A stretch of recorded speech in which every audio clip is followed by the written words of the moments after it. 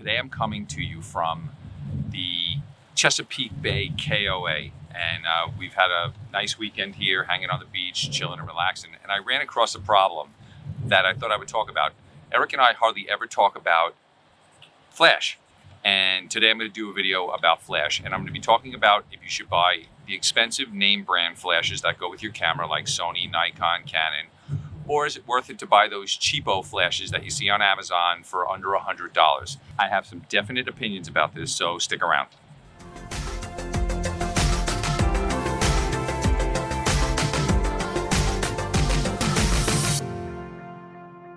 So we don't talk about flash much on this channel because, to be honest with you, we are not experts in flash. Let me give you a little brief history of how we use flash. When we were shooting portraits for a while, we actually used flash. We used soft boxes. Eric has a full lighting kit that he uses sometimes that when we need it.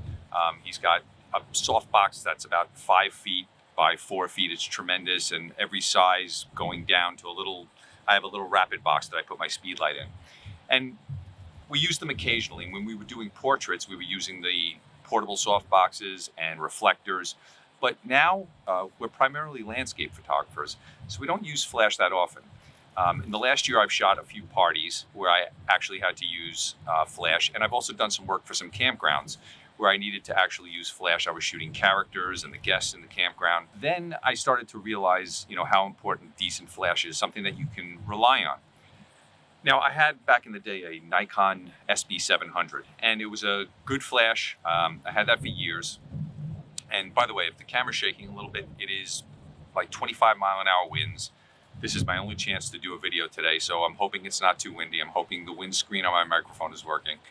But I used to use that flash all the time, and it was a good flash. And what happened was about a year ago, it just kind of stopped working on me, and I don't know what happened with it. So I went and I bought a cheap flash. So this is the flash that I bought. It's a brand I never heard of, ESDDI. This is the flash. It's supposed to be a TTL flash, which means through the lens. So what that means is, the camera is focusing on something, and it's supposed to relay the information that it sees to the flash. So the flash knows how far apart your subject is from the camera and how much light to throw and all of that. And it worked perfectly with my Nikon camera and flash combination.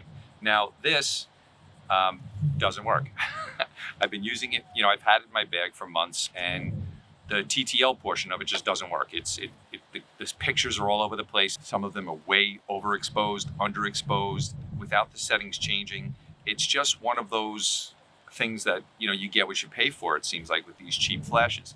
Now in manual mode, it works fine most of the time. I set it in manual mode, but it's a guessing game. And I'm going to throw 2 pictures up here. I took these the other night on the beach. So in this first one, my girls were backlit by the sun, and the flash just didn't go off. And then I took another shot immediately after, and the flash went off. And then the one after that, it didn't. So, it's one of those things that I'm not really sure if it's not speaking to the camera correctly. I have it set a certain way. And then there's also, because you're not using the TTL portion of it, it doesn't work. I had to kind of guess, my distance to my subject, what the power should be. And it was a lot of back and forth until I finally got a lighting that was what I wanted.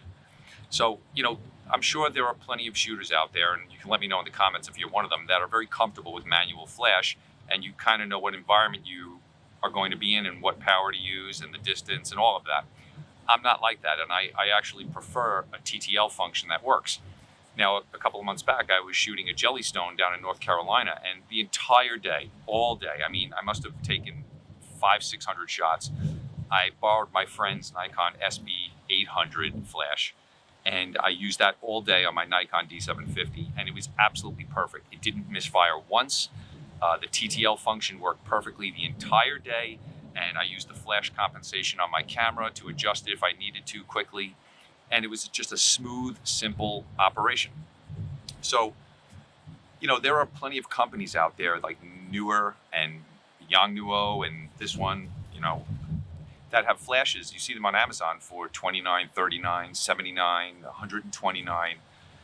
And I don't know if some of them are great or some of them are not. And I'm not really sure if it's worth it to even invest that little bit amount of money, unless you're really comfortable using it in manual mode.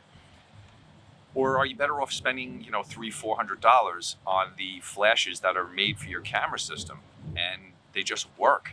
And to me, that seems to be the way to go. Now, Eric, with his 5D4, he bought the radio controlled Canon flashes that work with it, so he can use off-camera flash. He doesn't have to worry about adding, transmitters or radios. I forgot the name of them, but to transmit the signal from the camera to the flash when it's not attached to the camera.